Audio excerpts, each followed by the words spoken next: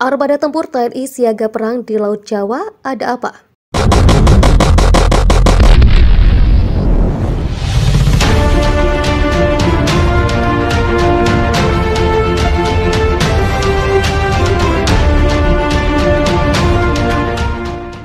Sejumlah kapal perang TNI Angkatan Laut berada dalam status siaga perang di Laut Jawa.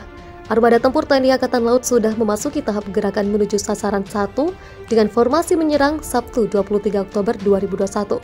Dalam laporan yang dikutip Viva Militer dari situs resmi TNI Angkatan Laut, dengan sistem senjata armada terpadu, armada perang TNI Angkatan Laut sudah dilengkapi dengan sederet teknologi canggih. Ya, armada kapal perang TNI AL tersebut merupakan salah satu unsur yang akan ambil bagian dalam latihan puncak latihan operasi amfibi 2021 yang akan digelar di Dabo Singkap, Kepulauan Riau. Skenario latihan operasi amfibi 2021 diantaranya adalah kapal-kapal perang TNI AL akan melakukan pendaratan di Dabo Singkap. Akan tetapi kapal-kapal perang TNI Angkatan Laut akan mendapat serangan dari musuh di tengah laut. Pada poin inilah, para prajurit TNI Angkatan Laut dituntut menunjukkan profesionalitasnya. Tak melulu peningkatan alat utama sistem persenjataan atau alutsista, para prajurit juga wajib menguasai pengoperasian yang berbasis teknologi canggih. TNI AL menganut sistem senjata armada terpadu, di mana hal ini syarat terhadap teknologi, baik teknologi kapal perang, pesawat udara, kendaraan tempur marinir, tegas Kepala Staf TNI Angkatan Laut, Laksamana TNI Yudo Margono. Setelah dilepas Kepala Staf Angkatan Laut Laksamana TNI Yudo Margono STMM, unsur-unsur kapal perang Republik Indonesia yang tergabung dalam latihan operasi amfibi TNI AL tahun 2021 memasuki tahap gerakan menuju sasaran 1. Dalam rangka menuju daerah pendaratan harus melewati rintangan dari serangan musuh di tengah laut berupa serangan dari bawah air, permukaan, dan udara.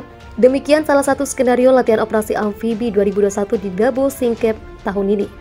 Manuver dalam GSM-1 ini sejumlah KRI melaksanakan kegiatan antara lain Submarine Warfare Exercise, Air Defense Exercise dengan sasaran simulasi formasi pesut TNI AL Bonanza, Anti-Air Rapid Open Fire Exercise dengan simulasi serangan udara musuh, dan Anti-Surface Warfare Exercise. Kegiatan serial latihan ini disaksikan langsung Kepala Staf Angkatan Laut, para pejabat utama Mabesal, dan para Pangkotama TNI AL, serta rencananya pada anggota DPR RI dari Komisi 1 akan on board di kapal markas KRI Makassar 590. Menurut Kepala Staf Angkatan Laut, Laksamana TNI Yudo Margono STMM, bahwa TNI AL yang menganut sistem senjata armada terpadu, di mana hal ini syarat terhadap teknologi, baik teknologi kapal perang, pesawat udara, kendaraan tempur marinir. Konsekuensinya SDM TNI AL harus mumpuni. Setiap alutsista atau persenjataan harus selalu di-upgrade sesuai dengan teknologi terkini.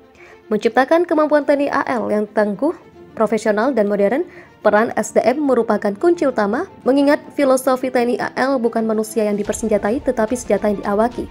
Untuk itu, manusianya harus di-adjustable, cepat menyesuaikan dengan persenjataan yang syarat teknologi. Personel TNI AL dituntut memiliki kemampuan dalam bidang teknologi sebagai pengawal alutsista berteknologi sesuai bidangnya masing-masing.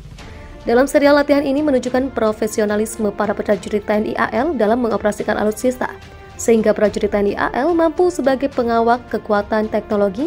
Kemampuan ini sekaligus menunjukkan kekuatan TNI AL. Pangdivis 2 Kostrat Mayor TNI Andi Muhammad SH meninjau latihan menembak senjata berat teknis Satuan Armet Sacar Device 2 Kostrat di Puslapur Marinir Baluran Situbondo, 13 Oktober 2021. Dalam Latbag Jatratnis, Satuan Armet Sacar Device 2 Kostrat menggunakan alutsista canggih yang dimiliki, di antaranya roket MLRS Astros 2 MK6, Meriam 155mm GS Kaisar, Meriam 76mm M48 B1 A11, dan Meriam 105mm HUMM101 A1 serta alutsista lainnya. Salah satu senjata canggih yang tergolong baru dimiliki Satuan Armet adalah roket Astros 2 MK6 yang merupakan multiple launch rocket system, jenis roket andalan yang dimiliki TNI AD, khususnya Satuan Unit Armet 1 Kostrat sebagai senjata bantuan tembakan. Latihan melibatkan alutsista canggih Satuan Armet Sacar Device 2 Kostrat. Dalam pengoperasiannya, Astros 2 MK6 beroperasi dengan kendaraan truk 6x6 yang dapat melaju hingga 110 km per jam dan mempunyai jarak jelajah hingga 600 km.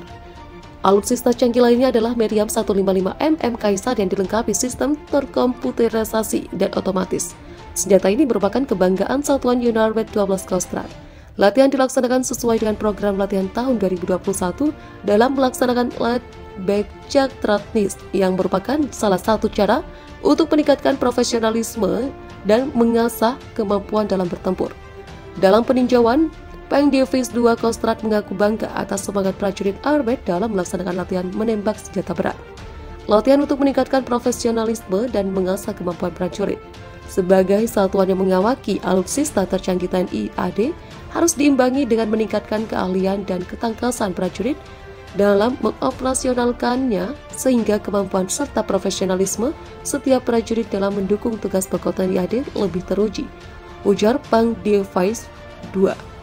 Dalam latihan ini turut disematkan brevet kehormatan Armet untuk Pang Divis 2. Jenderal Bintang 3 TNI Pantau Lusinan Alutsista Canggih di Korea, Komandan Komando Pembina Doktrin, Pendidikan dan Latihan TNI Angkatan Darat Letjen TNI Anto Mukti Putranto berkesempatan menghadiri International Aerospace Defense Exhibition 2021 di Seoul, Korea Selatan, Selasa 19 Oktober 2021. Dalam laporan yang dikutip Viva Militer dari akun Instagram resmi Kodik Kelatat, kedatangan Letjen TNI Anto Mukti Putranto ke EDEX 2021 mewakili Kepala Staf TNI Angkatan Darat, Jenderal TNI Andika Perkasa. Dalam ajang yang digelar Seongnam Air Force Base, Pangkalan Angkatan Udara Seongnam, Seoul, dan Kodik Kelatat menyaksikan langsung sejumlah alat utama sistem persenjataan produk industri pertahanan Korea Selatan. Tak hanya dari laman negeri Korsel, ada pula sederet alutsista yang berasal dari produsen internasional lainnya. Tercatat ada 45 perwakilan negara dari seluruh dunia yang menghadiri event 2 tahunan ini. Pada kesempatan tersebut, dan Kodik Kelat mengunjungi beberapa booth dari berbagai produsen alutsista, didampingi Ilpres Pertahanan Republik Indonesia untuk Korea Selatan, Kolonel PNB Imam Subekti, dan Kodik Kelatat menyaksikan banyak alutsista berteknologi canggih. TNI Angkatan Laut akan menggelar latihan operasi amfibi TA 2021 di Kepulauan Riau. Latihan operasi yang bakal dilaksanakan pada 22 Oktober 2021 itu melibatkan sistem kesenjataan TNI AL dari Komando Armada 1, Koarmada 2, Korps Marinir, Pusat Hidrografi, dan Oceanografi TNI AL. Latihan ini merupakan latihan yang rutin kita laksanakan dalam rangka menjaga, mempertahankan profesionalisme prajurit selaku matra laut, kata Panglima Koarmada 1 TNI AL Laksamana Buddha Arsyad Abdullah di Jakarta pada Selasa 19 Oktober. Arsyad mengungkapkan sebanyak 33 kapal perang Republik Indonesia turut mengikuti latihan operasi tersebut. Kemudian sejumlah kendaraan tempur dari Korps Marinir juga terlibat dalam latihan ini. Selain itu, dia menuturkan pasukan yang ikut pada latihan operasi amfibi 2021 terdiri dari 1 brigade infanteri atau sekitar 1.300 personil. Sedangkan jumlah awak KRI yang terlibat kurang lebih 2.700 personil. Jadi total semua sekitar 4.000 personil yang latihan, ujarnya. Arsyad yang juga ditunjuk sebagai Panglima Komando Tugas Gabungan Amfibi oleh Kepala Staf Angkatan Laut Laksamana Yudo Margono berharap seluruh prajurit betul-betul memahami tugas dan tanggung jawab masing-masing dalam melaksanakan latihan tersebut, sehingga latihan operasi amfibi itu dapat berjalan lancar sesuai dengan prosedur yang ada. Latihan ini tentunya diharapkan nantinya kita selalu dapat menjaga profesionalisme kita sebagai kekuatan pertahanan negara di laut. Jadi tetap kita harus konsentrasi dan mengerti apa yang harus kita kerjakan, tutur dia.